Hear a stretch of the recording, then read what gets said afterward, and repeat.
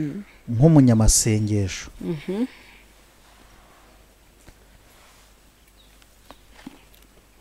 hari indwara iri hano vuba.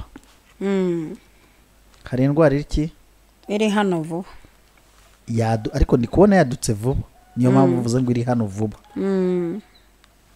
Y'abantu bari gusengera izindi mana mu rusengero, mu nzu yitiriwe izina ry'Imana. Kuko nimvuga mu nzu y'Imana, yaba mu nzu y'Imana barabirenze, noneho banabicira ku mugaragaro. Ubundi nari nzi ko umuntu aba umunyabyaha akibera umunyabyaha ku giti cye, ariko bafite ishaka ryo kugira ngo n'abandi bantu, urabona yenda urugero, umuntu aragiye hariya hirya aguze imbaraga, aje kuzikoresha ku bantu b'Imana kandi agashyiramo imbaraga, agashyiramo imbaraga z'umurengera kugira ngo aba bantu babe umunyago wo kurimbuka. Ibaze uwayizanye mu nzoka ushidutse ubaye inzoka, ibaze uwayizanye mu gisokozo ushidutse ubaye igisokozo, ako kantu ugenda mu mpeta. Ibaze uwayizanye mu mpeta ushidutse ubaye impeta bakabona urizenze imbere. Ibaze uwayizanye mu isaha sasa, angwa yenda nure uwayizanye mu gasumese, are cyakora angwa nure wayizanye mu musatsi bakamutegeka uko azajya asokoza gusa, akaba atasokoza bitandukanye za modeli zidahinduka. Umuntu akamara imyaka 3 afite modeli. Ibaze iyi Mana yaracecetse, ariko muzageza ryari guhera mu rungabangabo kondisiyo akakaye. Imana itugirire neza cyane, namwe mukabona abantu mukagira ngo bagezeho bakavuga n'indimi nyinshi, bakagaragaza ibikabyo ko bameze neza, kandi kondisiyo z'Imana basengera mu nzu y'Imana. Ibi bimana mwijije mu nzu y'Imana, ibi bimana mutumye abantu basenga batabizi,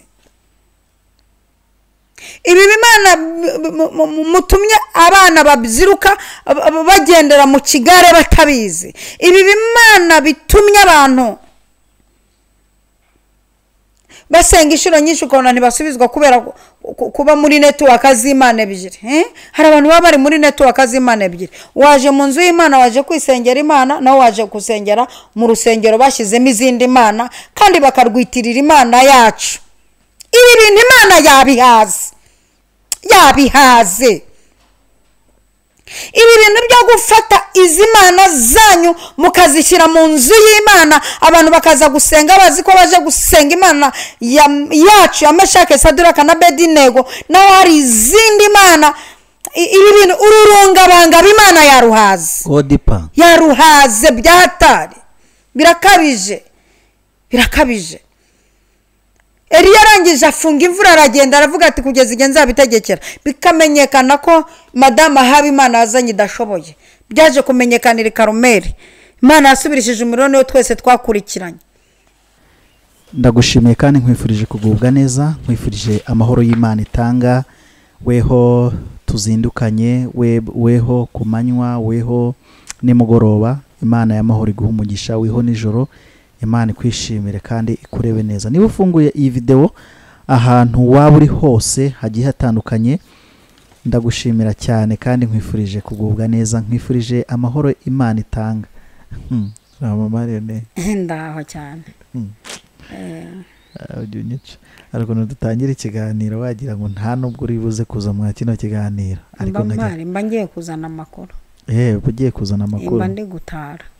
Yego, reka niba uri burasirazuba, iburengerazuba, amajyepfo n'amajyaruguru, umujyi wa Kigali nta gatandatu y'abadiaspora, wowe wakoze subscribe hano kuri Eva mu Marionnaire, weho udahwema kuba watugaragariza urukundo muri comment, wowe uvuga ngo udukunda iyo twahuye. Umunsi rero twongeye turahura.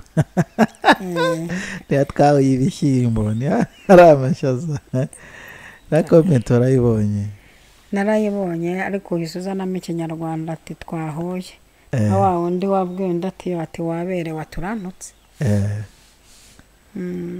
Turantutse. Ariko burya rero arimo ibyiciro nka 4.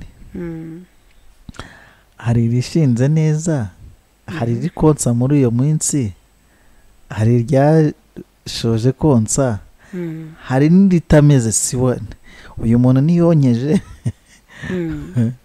uyu muntu ntabwo ari ikiriri ry'inkumi yari cyubwo ibyo buze kera hari ibisore by'ibigoryi byajyaga binsaba ibintu nkamubaza ntibikise akagira isoni zo kubivuga ubwo si ibintu utabasha kuvuga ubundi wabishobora ni kapfu n'umuheto ibintu byakunaniye kubivuga kapfu n'umuheto barananiye none nanjye ndi igisore cy'ikigori ubwo ndi igipapa cy'ikigori nivugiye ibyo bisore by'icyo gihe ejo bundi muri kuri live hari umukozi w'Imana yaravuze ngo nyine ngo ntabwo nshaka kuvuga ngo ahubwo ngo nyine ngo mu gituza nyine nawe ndi kuvuga mu gituza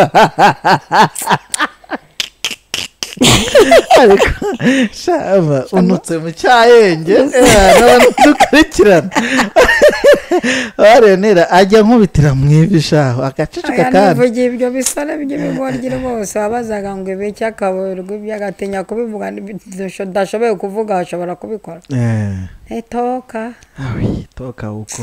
toka uko hanyuma mama Rene urumeze neza ariko meze neza ndashima Imana okay Imana ishimwe cyane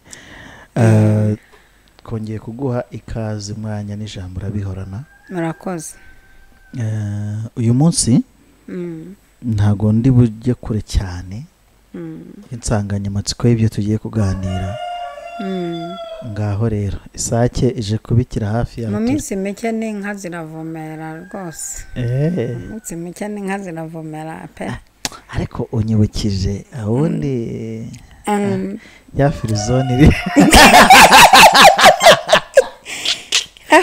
ndwaye indwara y'akiryo kavanze n'akinenako nase simbavu zirahari ibintu zaturika mbega kugabirwa inka we ariko iyo si yasake yavuye Uganda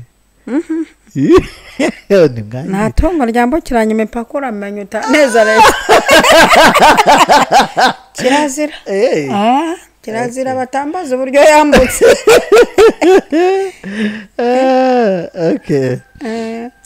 ariko mana hari ibintu njya nibuka ntekereza ndebaho ntabwo ariko mana ushimwe ni ukuri nanjye mbonye uburyo ki ngushimira kubw'imirimo n'ibitangazo ugenda ukorera bubaha izina ryawe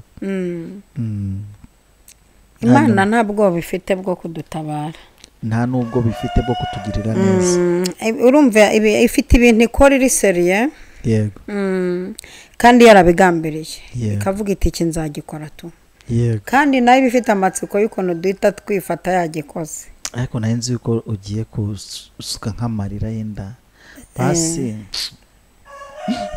yewe hari ukuntu ugira oya hari emosiyo zigufata ukajunjama mu kindi kinyarwanda nyine giciriritse nka bya bindi byo kujunjama hari emosiyo zigufata ukamera nk'igiti ahubwo uko ugenda urushaho kubyumva nko mu cyumweru gitaho ukabirwara orara hari igihe Imana igukorera ikintu ukamera nk'aho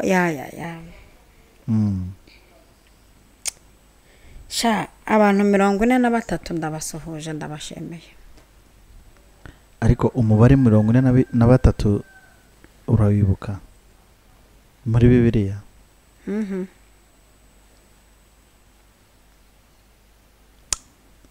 kanigendere abantu 43 rero muri groupe yitwa runaka Imana ibaho umugisha sinyizi nge rwose pe sinangombwa kuza kuyivuga hatagira umuntu bakoza amata yego cyangwa amazi Yesu Kristo ibyo bikorwa ariko se ubundi urabinsobanurira ngo bimaze iki nta n'icyo biri buze kumarira Imana ifite gahunda yo gutabara abantu ititangiriye yego kandi mu mpera z'uyu mwaka abantu bibuke ko bafitanye gahunda n'Imana icyo bavuganye nabo nayo amen bimeze neza bajye bugufi Imana yaje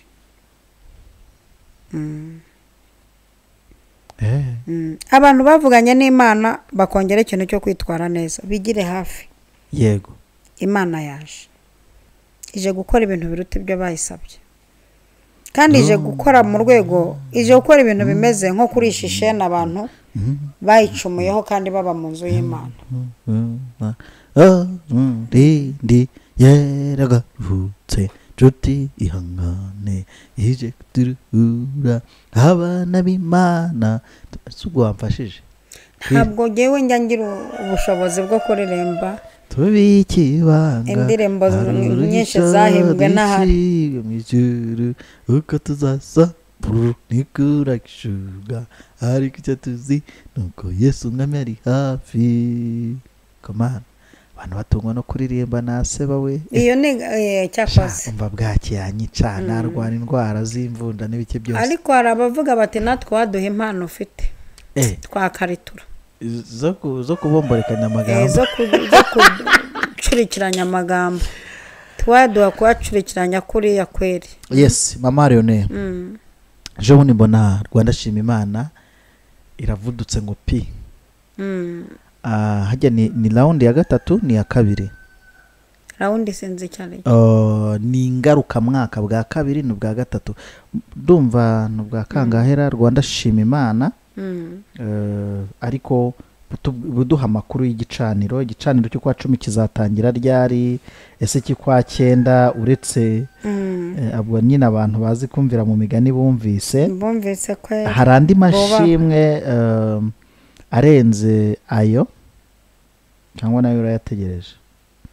Amashimwe subundi kuba ndiho na amashimwe kandi ikindi nandi arimo arakomanga, hari amashimwe ari gukomanga.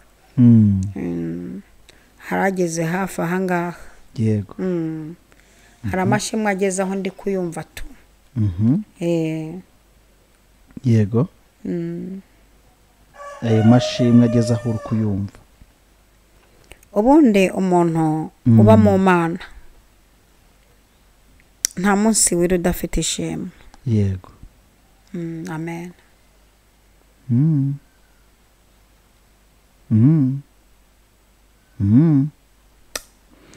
Urakoze cyane. Ibyo nabyo ndabyumvise harimo ishimwe. Ariko abantu bazandike muri komenti nanjye bahaye umukoro. Ubu ni ubwa kangahe Rwanda Shima Imana igarutse kuba aho iminsi igera muri 3 cyangwa 4 irangiye tugize Rwanda Shima Imana. Yego. Nanjye ubona umukoro nta n'impamvu yo kwirusha njya muri byinshi gusa bazatubwira. Birengeje inshuro nka 2 gutyo 3 gutyo. Mama Leone. Reka dushimira abantu babanye natwe guhera mu kwa mbere. Turabashimiye cyane abantu babanye natwe guhera mu kwa mbere mu biganiro twagiye tugira ku gicaniro twagiye tubana hafi tugasenga Imana. Tubashimire uburyo begereye Imana kundusha kandi n'uburyo babaye hafi bakitaba umuhamagara Imana yampaye. Dushimira n'Imana yagiye basubiza mu buryo butandukanye. Imana ibaha umugisha mwinshi cyane kandi tubabwira ko mu mwuka Imana iri kubateganyiriza ibintu biremereye kuruta ibyo babonye. Aho tugiye kwinjira mu gihe cy'amasengesho avanze n'amahugurwa. Yego. Mu gihe cy'amasengesho avanze no kwigisha cyane guhugura.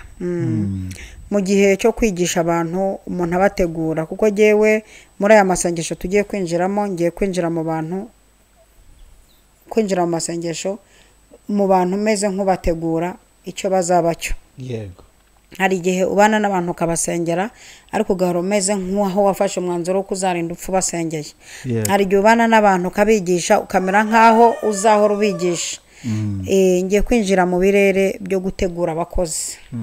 Gutegura abakozi ku buryo umuntu aba umukozi w'Imana aba nawe atoroha. Yego. Nawe atoroha.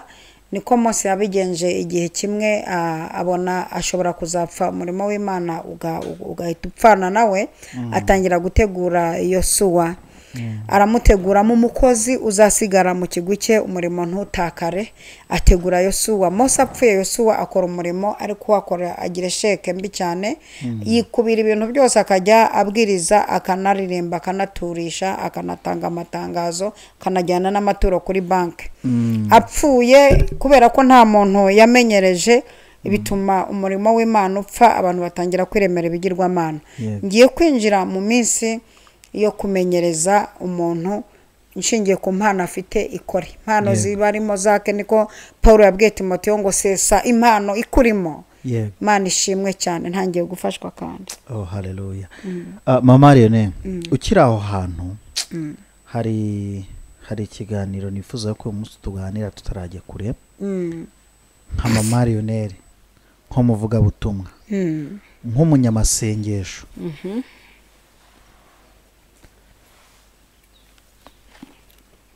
Hari indwara iri hano vuba. Hari indwara iki? Iri hano vuba. Ariko ndi kubona yadutse vuba. Niyo mpamvu mvuze ngo iri hano vuba.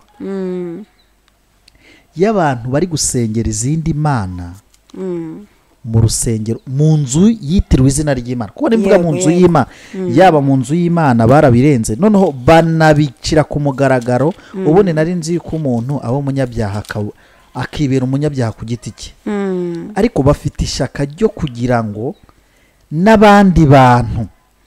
Urabona yendo urugero, umuntu aragiye harahiriya aguza imbaraga, aje kuzikoresha ku bantu b'Imana kandi agashyiramo imbaraga,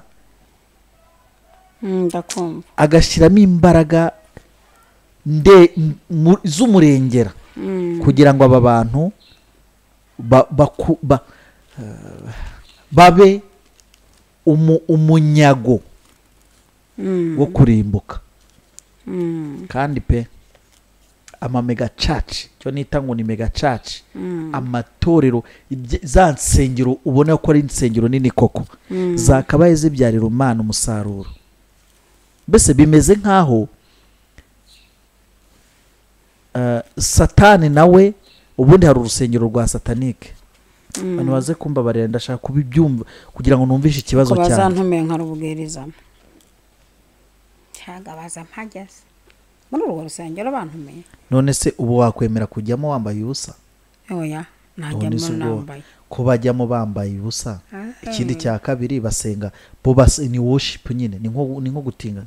Umutinganyi hariya bari gutingana, umusambanyi usambana, biri ntuza biri muri kamere y'Imana.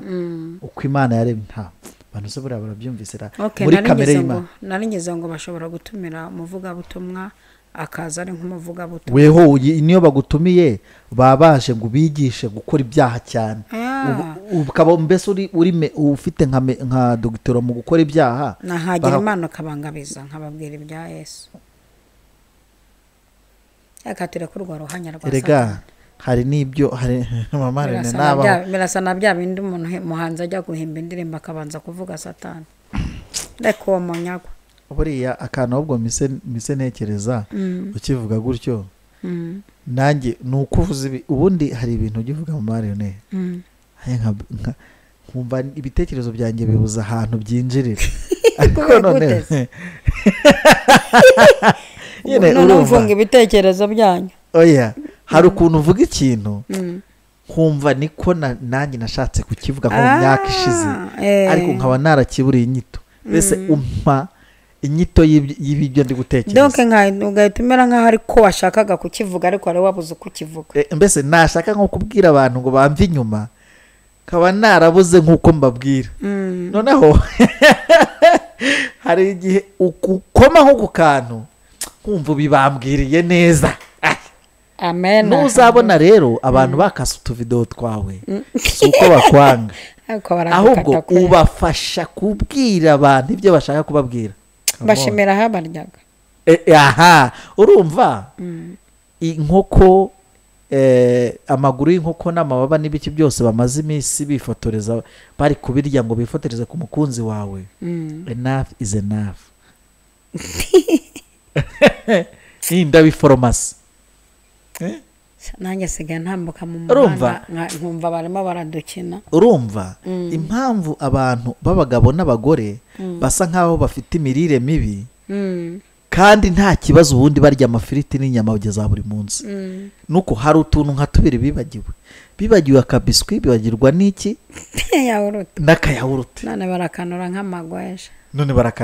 impamvu bakanura nk'amagweja ni uko barya ibitarimo intungamubiri zakabatunze. barya nabi neza. njyewe najyaga kugura akayawurute nkumva ndi very confusion, nkavuga se none ni abantu baragira ngo nanjye ngiye kunyunyusa yawurute di. hanyuma bene nk'ibyo rero mama Lionel niho usanga abantu bari kwifuza bati mu by'ukuri mama Lionel hari ibintu avuga twe twarabuze buryo ki twabivugamo, ariko ugasanga adufashije kubivuga neza. uri kubyumva? ndabyumva.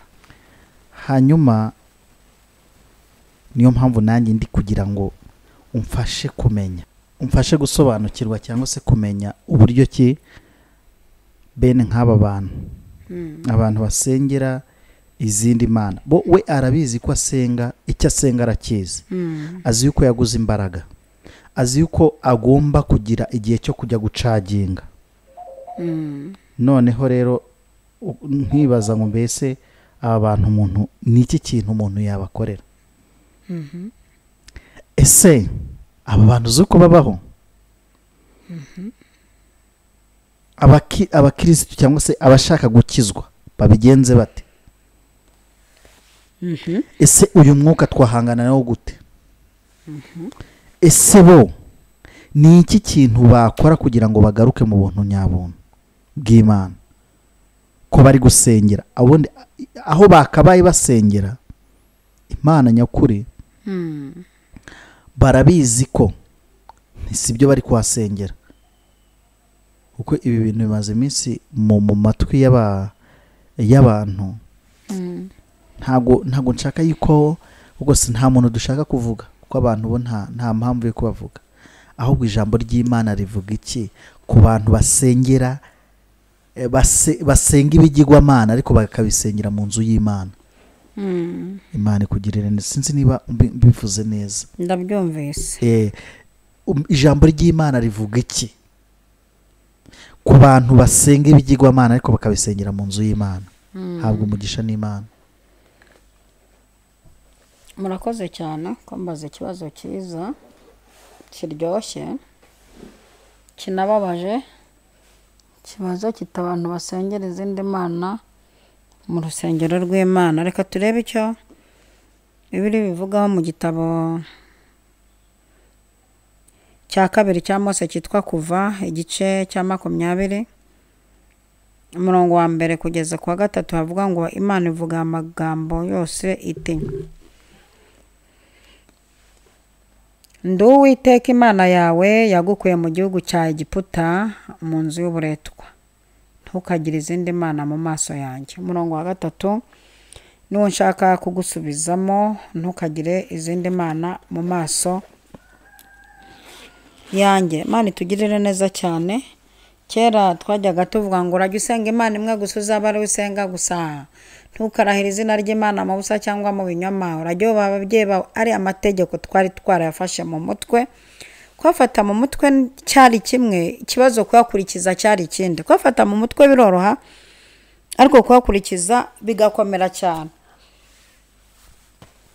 hanyuma ndashaka gusobanura cyangwa se kuvuga kuri ibi bintu. birababaje ariko biriho. ibyo umugani ugana kariho, kandi hari n'uwavuze ngo akariho karavugwa. kumva hari izindi mana zaje, kandi nino zarahageze, zitambukije Abisiraheli inyanja itukura. Imana itarakamije inyanja, itarahagaze mu itanura ry'umuriro, itarahagaze mu rwobo rw'intare, itaratanze ibiryo i Samariya. iyi Mana ino yarahageze. noneho ikibazo gihari kiduteye n'inkeke nk'abanyamwuka tureba, ariko tukaba twarabyeretse Imana kuko ntabwo tuyirusha ubuzare mu byayo, nta nubwo tuzarwanirira Imana, tuzavuga nayo izikore, kandi mu kuvuga tugaragariza n'abantu ko twabimenye ko byahageze. Ubu wavuga uti birakureba se? Birandeba, kuko ndi intumwa ya Kristo nanjye, n'akariho karavugwa.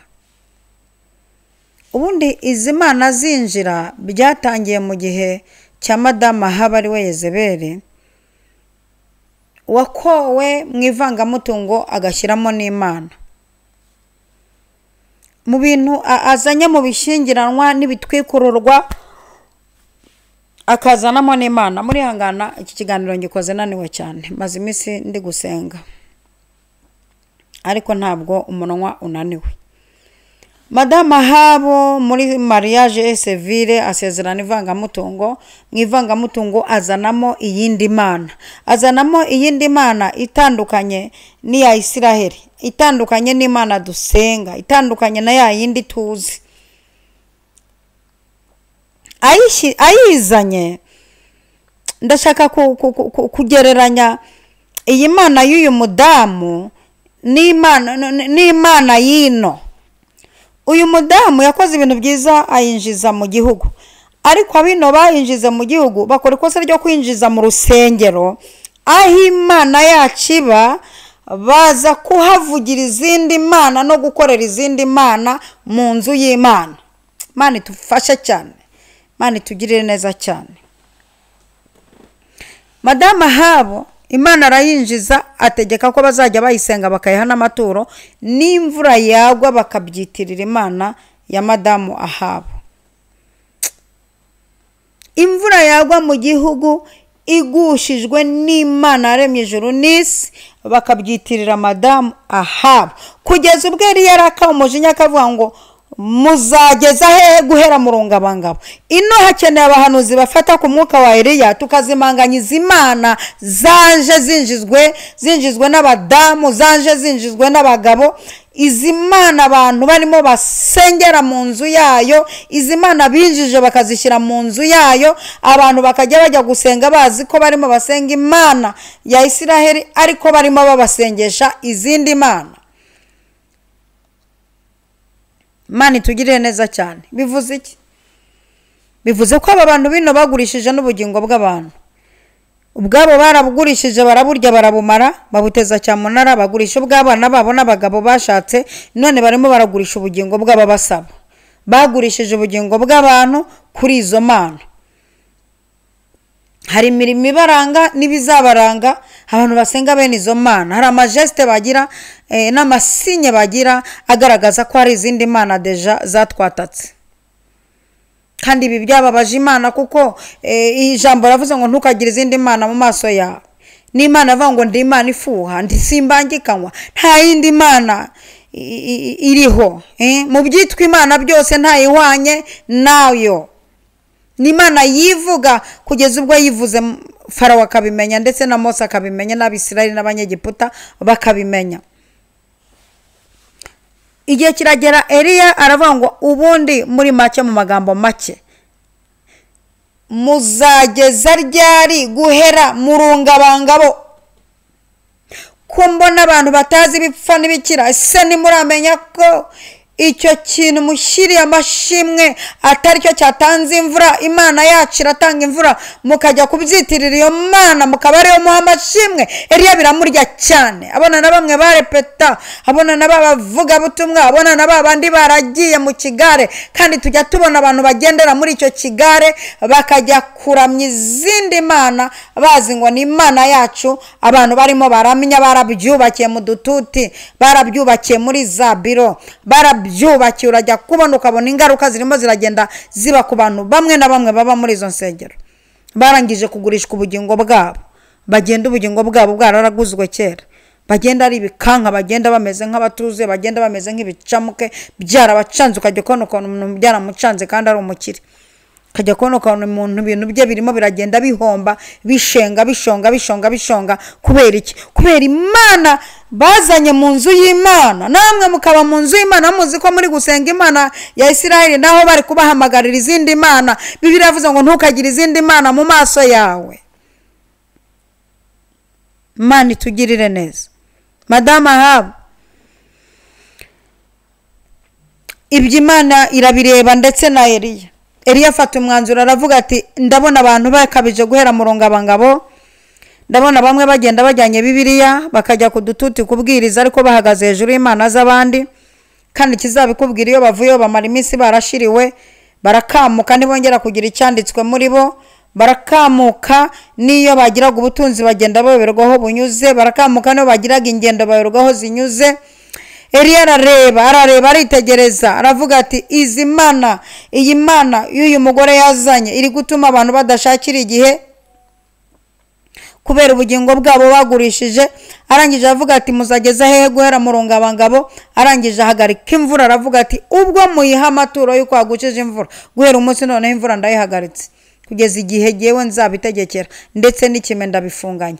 Eliya arabifunga, agenda ku kagezi Ikereti arabifunga pe, arabifunga.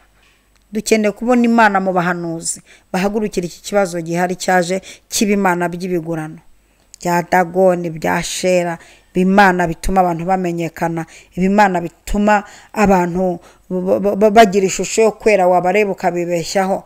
Bimana abantu basenga byabahaye amakondisiyo, abantu bagendera muri kondisiyo ari ukubona bagenda mu bintu bihenze, ariko kondisiyo zibamereye nabi, bahumekera mu kwaha nk'umuserebanya. Kondisiyo zibamereye nabi, abantu barimo baragenda bababaye, abantu barimo baragendera mu makondisiyo akakaye. Imana itugirire neza cyane. Namwe mukabona abantu mukagira ngo bagezeho bakavuga n'indimi nyinshi, bakagaragaza ibikabyo ko bameze neza, kandi kondisiyo z'Imana basengera mu nzu y'Imana. Ibi bimana mwinjije mu nzu y'Imana,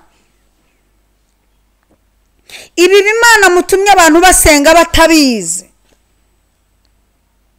ibi bimana mutumye abana babyiruka bagendera mu kigare batabizi, ibi bimana bitumye abantu basenga inshuro nyinshi ukabona ntibasubizwa kubera kuba muri network z'Imana ebyiri. Hari abantu baba bari muri network z'Imana ebyiri, waje mu nzu y'Imana waje kwisengera Imana, nawe waje gusengera mu rusengero bashyizemo izindi mana, kandi bakarwitirira Imana yacu. Ibi bintu Imana yabihaze. Ibi bintu byo gufata izi mana zanyu mukazishyira mu nzu y'Imana, abantu bakaza gusenga bazi ko baje gusenga Imana yacu ya Meshake, Saduraka na Abedinego, naho hari izindi mana. Ibi bintu ururungabanga b'Imana yaruhaze byahatari, birakabije. Eliya arangije afunga imvura aragenda aravuga ati kugeza igihe nzabitegekera. Bikamenyekana ko Madama Ahabu Imana yazanye idashoboye. Byaje kumenyekanira Karumeli, Imana yasubirishije umuriro niyo twese twakurikiranye. Ubu rero hari Imana igiye gukemura impaka, igiye gukemura ubucakura n'ubucabiranya.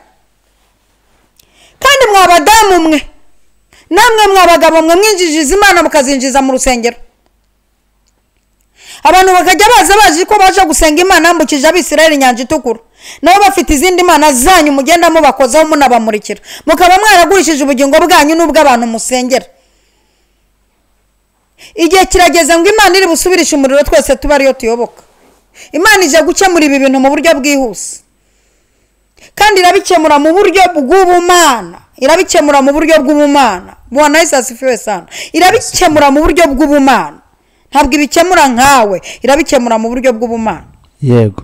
kumva hari Imana mwazanye, nimbe nahawe yazijyanye ku mugabo we mu rugo, ariko mwe mwararengereye mugeza mu rwego muzinjiza mu rusengero, mu dututi muzikoza ku bantu, abantu bakajya baza bakaziramenya bibwira ko baje kuramenya Imana Isaka na Aburahamu. Network z'Imana yacu mwanjinjijemo ibindi bimana. Murasugiye murasagambye mwaracecetse, muzi ko Imana izagumbya guceceka. Ntabwo Imana izagumbya kubacecekana, igihe cyayo kirageze kugira ngo ivangure. Mumaze igihe mwafashe isi mwaragafashe, kandi mwagize ngo byawaniyemo. kandi bamwe mugakora n'imirimo myiza ijijije icy'iperereza twagira ngo n'Imana ibakoresheje naho n'izo mana mwazanye rwihishwa ziraje zimenagurike sasa ziraje zibamenekere kandi zirabatarukira amaraso y'izo mana yanyagiye kubatarukira ntukagire izindi mana mu maso yanjye niko Bibiliya ivuze ntabwo iyi mana mwayishyiramo izindi mana gatatu kane kabiri mu rugo rw'umugabo ntabwo bikunda kuko n'izisengero mwazanye mu izo mana mwasanze Imana ihibereye muzana ikindi kimana muyishyira iruhande iricecekera abantu bakaza bayishaka mukabereka ko muri kumwe nawe ko muri kumwe n'izindi mana ntabwo izahora icecetse rero byarangiye nibwo butumwa afite kandi nje kubabwira ngo nimusigaho murekeraho mutashiduka musa n'izo mana zanyu ibaze ushidutse usa n'iyo mana yawe n'ikintu wayizanyemo uko gisa ibaze wayizanye mu nzoka ushidutse ubaye inzoka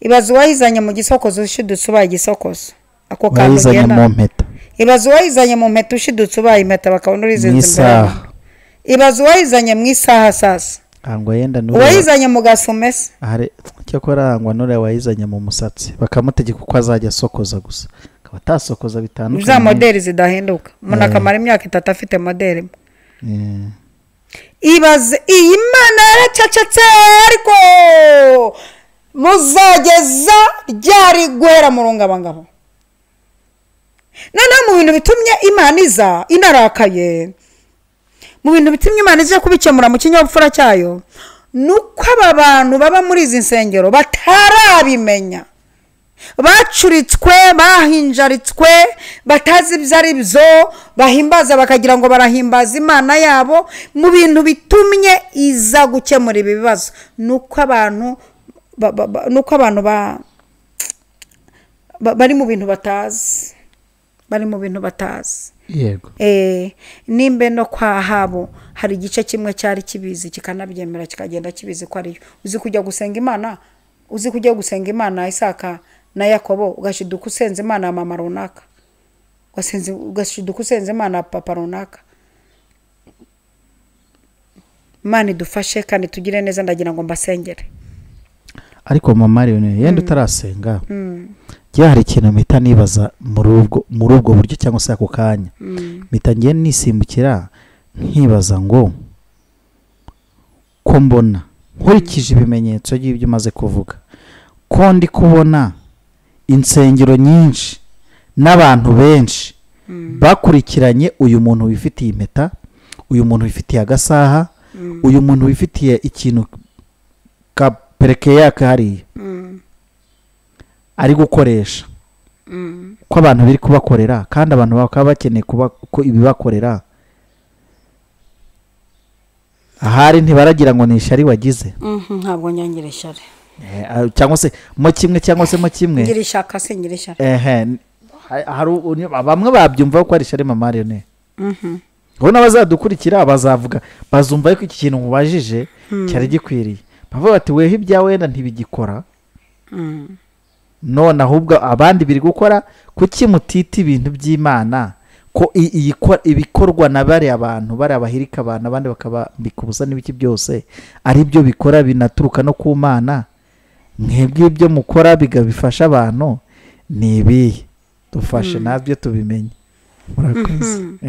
urakoze cyane ntabwo ibi tubivugishwa n'ishyari tubivugishwa n'ishyaka kuko natwe ntitworoshye kuko n'abakorera Imana ntiboroshye ikimenyetso cy'uko batoroshye nuko bamanuye umuriro Karumeli yego abahanuzi ba Bali bagapfa nicyo kimenyetso cy'uko abakorera Imana batoroshye ni nabo bakaze cyane hanyuma ibi tubivugira ibi ngibi tubivuga mu rwego twagize inzozi twinjiye muri Bibiliya twabonye twatumwe ibi tubivuga mu rwego rw'ijambo ry'Imana no mpamvu dusoma Bibiliya tukavuga ngo ntukagire izindi mana mu maso yawe hanyuma abashaka Imana z'ibyihuse Imana z'ibyihuse tubona nta n'ibyihuta bafite ahubwo tubona ibyo bari bafite bishira tubona n'abari bafite ibintu bishira rero nta bisubizo byihuse bafite, cyangwa kuvuga ngo banza aribo bakurikirwa abayobokwa.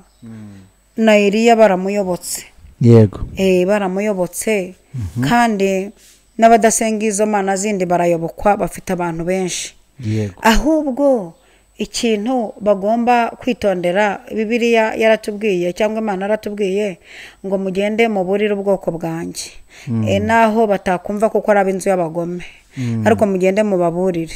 Twaje mu buryo bw'imiburo kuko turi kubona abantu bari gusengera izindi mana mu rusengero rw'Imana. yego, hanyuma Imana ikibibona gutyo ishyiraho intumwa zo kujya kuvuga, kuko Imana ntijyihana itatumye, yego, igutumaho rimwe ndetse kabiri. Rero iyo wagize Imana ikanagutumaho nk'uko, abarandi mahirwe ugifite y'ubugingo, kiba ari n'ikindi gikundira Imana ikigufitiye, kuki hose kwitagutunga ngo kuvunagure. yego, gahunda keya. aba bantu ko mbona bagira gahunda nyinshi, ese nawe urababona? Nese muhagize ngo mujya kuvuga ibyo mwebwe Imana ijya kubibereka, nitwe tuba twarabirambiwe. Noneho Imana ikumva amajwi yacu ikabatuma mwebwe nyine mugende mundebere ko ibyo bavuga ari ukuri, ibyo tuba turi kurega niba ari ukuri, mugende munyumvire ko ibyo birego ari ukuri. ubwo mwebwe muri ba marayika b'amahanga nimwe mugenda kubireba, ubwo mwe mujya kubibona, twebwe byaratugezeho. Dufite n'abagerageje kudusiga utuvuta ku gahanga. mugwa mwicaye? Ntabwo twaguye, twababwiye ko twe tutagwa kubera ko tuba twarahuye n'abakozi b'Imana bakadutsirika. Tuba twarirasaza. Turabizi. Ahubwo ikibazo mfite ni uko bitewe na gahunda nyinshi bagira, ibi bintu bazabyumva bamenye ko ari buri kubwira. Nibatabyumva ababikorerwa bazabyumva, ariko bazabyumva. Ese bazabuzwa n'iki kubyumva? Aha niho baba. Aha niho baba. Mu bantu 10 ntazaburamo umworokoka. Kandi ikindi n'uwari ugambiriye kubikora uzanyumva, azavuga ati Imana yabigaye, yatuvumbuye, reka tugabanye bikata, Imana yatuvumbuye. Murakoze cyane. Abwirwa benshi, akumvwa na beneyo. Nyabuna bishopress do pastress, muntu uzi yuko ukoresha imbaraga zaha hepfo. muhanuzi resi. Ukaba uzi yuko ukorerana n'utubaraga, wambaye impeta, wambaye igisaha udakuramo, usokoza inyogosho zidahinduka, ugira protokole zidasanzwe, winjira mu muryango wawe inyuma y'abandi bose. Ikintu cyose, ibanga ryose ukoresha turabazi. Mama Leonel mu minsi yashize wavuze ngo ngewe ngo mushake muzambwire ngene batungira agatoki. Rero natwe dufite abo twatungaho urutoki, bakagenzura tukanabaha n'uburyo bw'ibimenyetso yuko ibyo tuvuga ari byo. Yego. Ariko nyaboneka mwihane, namwe mukunda kugira ngo mugiye guhirikwa, ariko mukaba mubona ibyo mugerageza gukora byose bisa nk'aho bifite umwuka ubiherekeza, ubikurura. Nawe wikura amafaranga ugasigara ubabaye. Kandi ubundi iyo ukoze mu buryo bw'Imana, uko Imana iri muri wowe, ibyo ukoze uhita ubibonamo umusaruro, kandi ukumva yuko kuko wari ukwiye kubitanga, ukumva n'umutima wonezerewe. Abwirwa benshi, akumvwa na beneyo. Rero Mama Leonel yabatumweho, mwihane mugarukiraho, ubundi muze hano twisengere, tubigishe buryo ki umuntu yisengera. Nyakubaha umusaza Hayiserensi Paul Kagame yavuze ijambo ndarikunda cyane, aravuga ati simwemera yuko Imana nanjye ntuyemo ituyemo, nta muntu Imana irutisha undi, twese tungana imbere y'Imana. None se kuki umuntu ahora gushiraho igitutu yuko hari ibyo ashoboye wowe utashobora? Kuki batabigisha buryo ki mwashobora kwisengera? Ntimwumva ko harimo ikibazo? Na Mama Leonel uvuga ibi, iyaba nawe agiye kubivuga, hari ahantu aba ashinzwe agatoki, afite ikigogo mu maso, ariko mbane kubicira akajisho, abiciye akajisho, kuko nawe no mu nyigisho agira kurica no mu masengesho. Aya masengesho akora, abwira umuntu ati nawe isengere, ihanurire. ibwirira imana, imana iragukundira kuze nawe yakumva, ntabwo ari ibyacu. Akababwira muri Yoweri, akababwira ibintu byinshi bigiye bitandukanye bibasha kubafasha. Rero Imana ibaha umugisha kandi bishimire, ibahe kuba mu gihugu cy'Uwiteka Imana yanyu, ibaha mu izina rya Yesu. Ndabashimiye cyane. Amen. Shalom. Shalom.